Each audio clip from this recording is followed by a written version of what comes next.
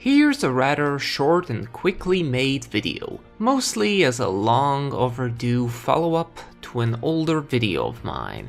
Back in June of, 2014, I published a video where I discussed the free Romancing Saga games on the Super Nintendo. In it, I wasn't able to say that much about Romancing Saga 2, as it was the only Saga game at the time with no English release, not even an unofficial one. But in 2016 we did get one for the Android, and thankfully, because that was such a pain to play, a year later it was also released for basically every single system. I finally played it, so it's time for me to say if all the wait has been worth it.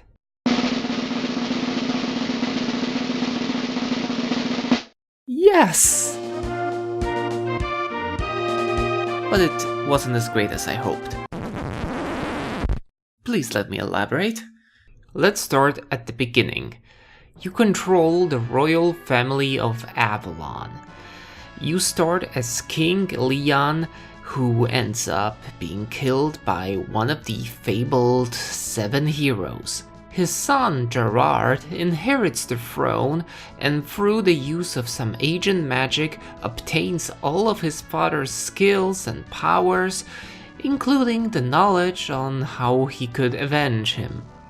You play through the game, complete quests, defeat the 7 heroes, and every now and then there's a time skip, which gives you the chance to pass the torch to a new main character, as whom you'll form a new party featuring the warriors in your castle or the allies you made through the completion of quests. You keep getting stronger with each generation, building new additions to your kingdom, getting new characters, collecting better gear for the royal treasury, which will eventually make you strong enough to defeat the 7 heroes. Additionally, this modern version added features such as an orchard to let the players increase the kingdom's earnings even further, a new dungeon called the Maze of Memories with a handful of new additions, and a new Game Plus feature, which allows the player to start all over with their items and global skill levels, more on that later, preserved, so that they can redo the game in a powered up state, and perhaps overcoming former challenges this way. So at its core, it's a very challenging SNES JRPG that I really wanted to play because I found the idea of the 7 heroes very fascinating and their battle theme was incredible. I was pumped to finally play this game, I got it, and while I enjoyed my time, certainly, I still felt, not let down, but slightly annoyed at a few elements. Whenever a new generation starts, you pick a new ruler who's just a random character that you could potentially recruit anyway. Okay, no character. Best look up some info and find fitting team members to form a good combination for a real solid squad. Then I should get gear from the armory, teach magic to the characters, teach them some basic battle skills, maybe tinker with the battle formations a bit.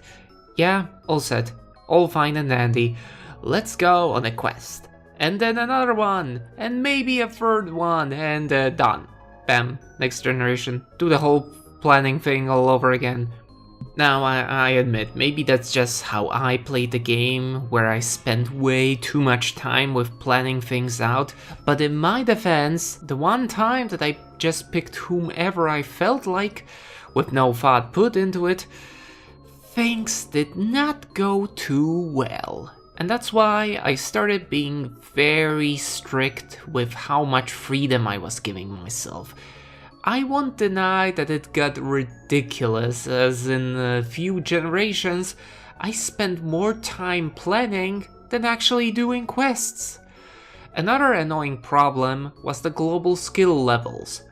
You see, each character has various skill levels and various weapon and magic types. If the character has talent in something, then their starting level when you recruit them will be increased by your global skill level, one that exists for the entire party. This creates a small problem for a lot of the game. You don't have any good archers or bows?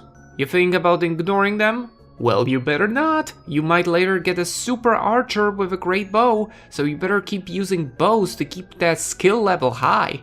This made for pretty boring battles, which always followed similar patterns.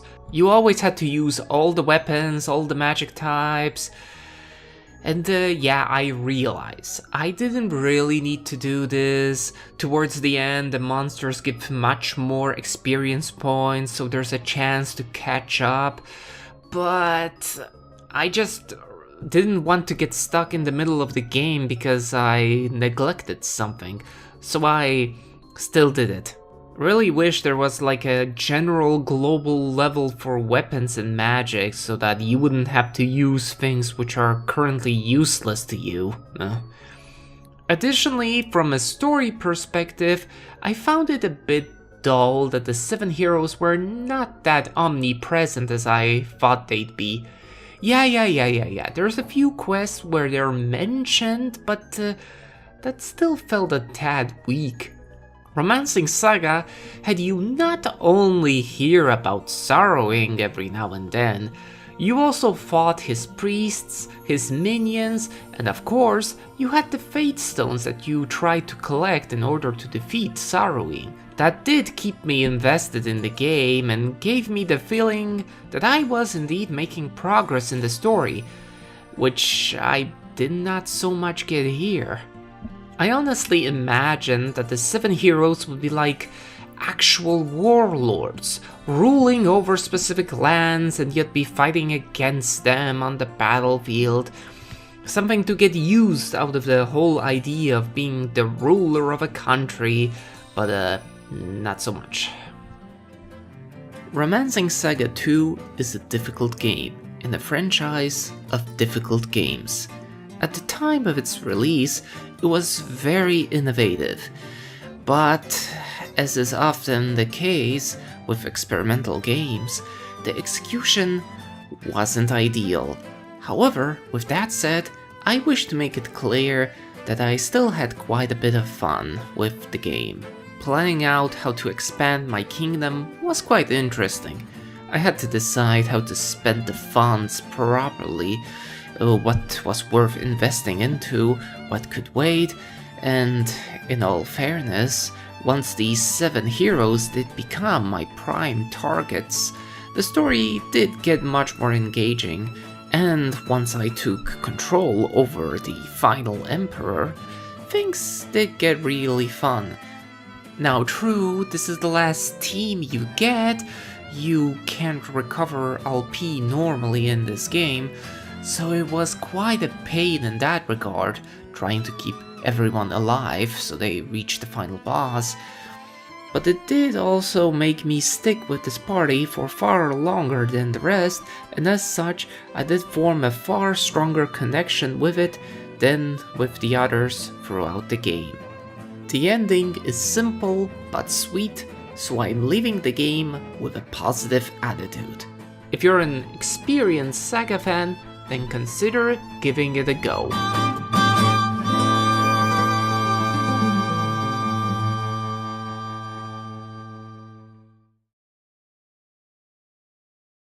And now for some general SaGa news. Following the December 2016 release of SaGa Scarlet Grace on the PS Vita, the game appeared on several additional systems in August 2018. However, there's still no English release, although Akitoshi Kawazu promises that one is coming. And of course, an English release of Romancing SaGa 3 is also promised, but once again, we'll have to wait and see. Well, that'd be it for today. Thanks for watching, and I'll be seeing you next time.